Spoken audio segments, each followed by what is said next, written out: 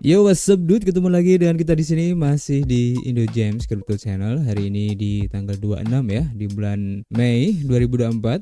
Seperti biasa guys, kita update dulu untuk keadaan market hari ini ya, dimana hari ini dari data CoinMarketCap menunjukkan perubahan yang tidak terlalu signifikan ya, hanya 0,02% aja untuk perubahannya, dimana untuk Fear and Greed Index masih di poin 65 ya, di area grid yang mengindikasikan masih ada sedikit arus masuk ya untuk ke Bitcoin ini, yang tentu saja kalau kalian lihat ya dari pergerakan harga Bitcoin memang ada sedikit kenaikan lagi guys. Dan tentu saja semua ini adalah efek kontribusi dari Bitcoin dan juga teman-teman ngopinya di sini ya. Kalau kita lihat untuk Bitcoin dalam waktu 24 jam ini perubahannya tidak terlalu signifikan, cuman di 0,5% aja dan masih mempertahankan harganya di $69.000 guys. Disusul oleh Ethereum meskipun ada kenaikan tipis di 1,3% dan tampaknya Ethereum masih menunggu efek selanjutnya ya dari persetujuan ETF spot Ethereum kemarin guys. Jadi kita akan pantau bareng-bareng. Dan untuk altcoin yang lain ya, tampaknya memang cukup bervariasi, ada yang merah dan ada yang hijau,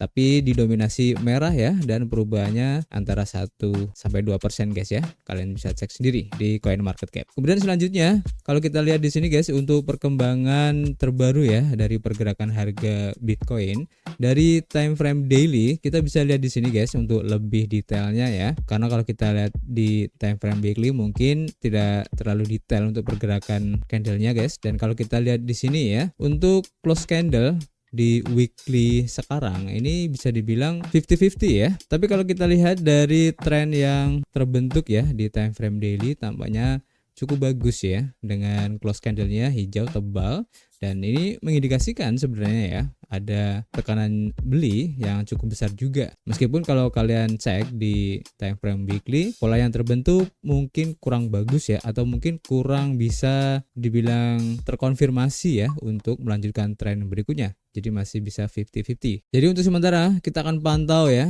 untuk pergerakan harga Bitcoin ini, apakah masih terpengaruh dengan efek Ethereum spot ETF kemarin yang sudah di ACC ya. Meskipun masih belum bisa diperdagangkan ya, karena SEC masih menunggu untuk formulir S-strip satunya ya. Jadi nanti kita akan update lagi guys. Dan seperti biasa kita sudah mengumpulkan informasi yang cukup menarik ya, dan di seputar ETF tentunya guys, dan beberapa hal yang lain. Yang pertama kita lansir dari harian Cointelegraph. Diinformasikan di sini bahwa persetujuan untuk ETF Ethereum di Amerika Serikat ini telah menekan regulator di Korea guys. Jadi tidak seperti rekan-rekan mereka ya di Amerika Serikat untuk FSC dan FSS Korea ini berhati-hati dalam mengizinkan perdagangan kripto di pasar sekuritas tradisional guys. Regulator Korea berada di bawah tekanan yang meningkat untuk menyetujui dana yang diperdagangkan di bursa mata uang kripto setelah persetujuan ETF Ethereum spot baru-baru ini oleh Komisi Sekuritas dan Bursa Amerika Serikat guys. Dan menurut media lokal, keputusan SEC mengenai Ethereum ini diharapkan dapat memberikan tekanan ya pada regulator keuangan Seoul untuk mempertimbangkan kembali sikap mereka terhadap aset digital. SEC memberikan lampu hijau untuk pembuatan ETF untuk Ethereum ya, dan mata uang kripto terbesar kedua dunia ini pada 24 Mei 2024 kemarin, setelah sebelumnya menyetujui ETF Bitcoin pada Januari 2024 kemarin. Menurut FSC, ETF harus benar-benar mematuhi undang-undang pasar modal ya, yang menetapkan bahwa ETF hanya boleh dikaitkan dengan aset dasar tradisional. Dan aset-aset ini termasuk instrumen keuangan yang sudah mapan, sekuritas, mata uang internasional, dan komoditas yang menjadi fondasi derivatif keuangan guys. Dan Komisi Jasa Keuangan adalah lembaga pemerintah yang bertanggung jawab untuk mengawasi dan mengatur lembaga keuangan dan pasar keuangan di Korea Selatan, di mana pemerintah Korea Selatan mengeluarkan pembaruan baru ya untuk Undang-Undang Pelindungan Penggunaan Aset Virtual pada awal Februari kemarin. Jadi tampaknya untuk Korea, meskipun sudah disetujui ya untuk ETF Ethereum Spot ini, pihak Korea tidak serta-merta ya untuk langsung membuka perdagangannya, atau setidaknya memberikan lampu hijau juga ya bagi para pelanggan di Korea, karena mereka harus mempertimbangkan ya dari segi ekonomi negara tersebut dan juga yang lain-lain. Dan ini wajar-wajar aja ya, karena mungkin hal ini masih baru di kalangan investor khususnya di kawasan Asia ya. Jadi memang harus perlu banyak diskusi dan juga pendalaman materi yang lebih dalam ya tentang produk baru investasi ini guys ya. Ini cukup menarik juga untuk diikuti, dan bahkan Hong Hong Kong pun meskipun mereka sudah menetapkan ataupun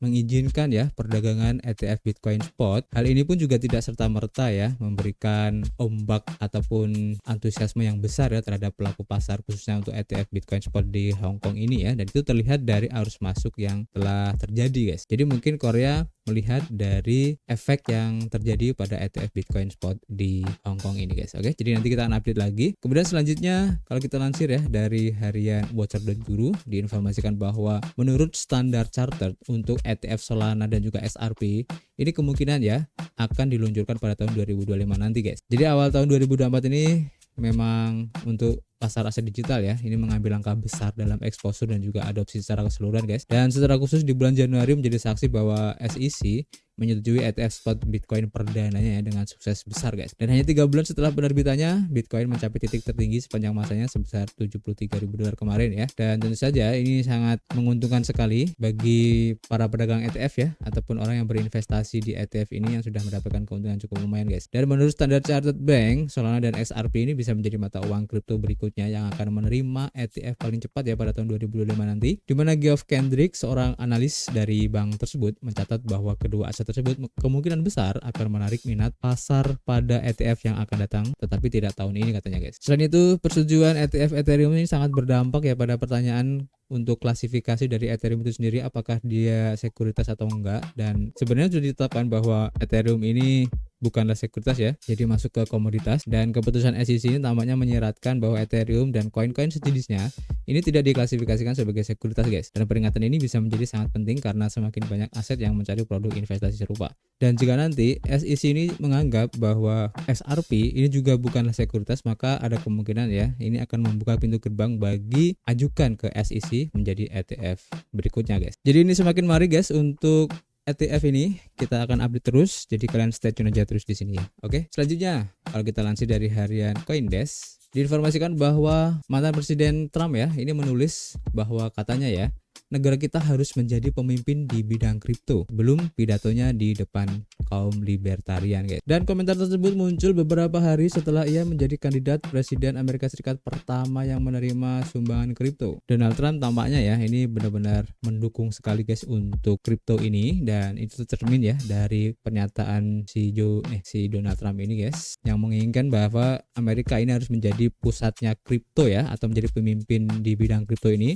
Dan ini cukup menarik jika seandainya nanti Donald Trump ini menjadi Presiden Amerika, maka tentu saja harapan untuk adopsi kripto ya ini mungkin akan sangat masif sekali guys, khususnya di Amerika Serikat, dan tidak menutup kemungkinan ini akan memperluas juga ya jangkauannya ke beberapa negara-negara lain di dunia guys, yang tentu saja ini akan membuat harga-harga ataupun mungkin sentimen-sentimen positif di dunia perkriptoan ini akan semakin menarik guys untuk diikuti guys. Nah ini menarik banget. Dan kita lanjut ke informasi berikutnya, masih berhubungan dengan Donald Trump ya, dan ini cukup menarik untuk informasinya, di mana Donald Trump ini juga berjanji ya untuk membebaskan pencipta jalur sutra Ross Ulbricht jika terpilih kembali sebagai presiden guys. Nah Ulbricht ini telah menjalani 11 tahun ya, dari 2 kali hukuman penjara seumur hidup ditambah 40 tahun karena menciptakan darknet marketplace. Nah ini menarik banget ya. Jadi dalam pidatonya pada malam hari, janji dari Donald Trump ini untuk membebaskan si Ulbricht disambut sorak-sorai ya para hadirin, yang sebagian besar dari mereka mengangkat papan bertuliskan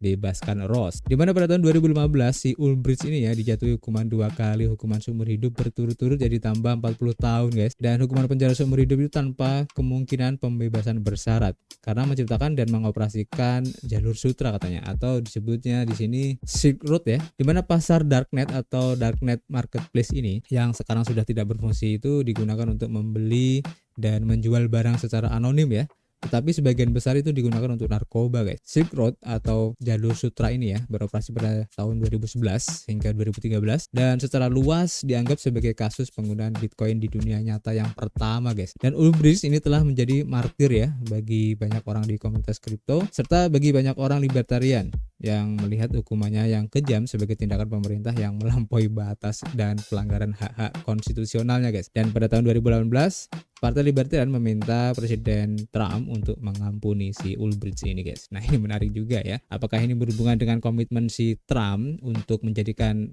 Amerika menjadi pemimpin di bidang kripto dan ingin membebaskan si Ulbricht ini yang mungkin ya bisa dibilang sebagai bapak RWA ya. Ini cukup menarik dan kita tunggu aja guys kejutan-kejutan apa lagi yang akan diberikan si Donald Trump ini, khususnya di seputar perkriptoan ya. Dan ini akan cukup menarik untuk diikuti dan kita akan lihat nanti lawan electionnya ya, ataupun lawan capresnya yaitu si Joe Biden juga harusnya melihat hal ini sebagai cywar ya, sehingga mungkin saja Joe Biden juga mempunyai senjata andalannya yang akan segera diumumkan untuk melawan janji-janji dari si Donald Trump ini guys. Oke.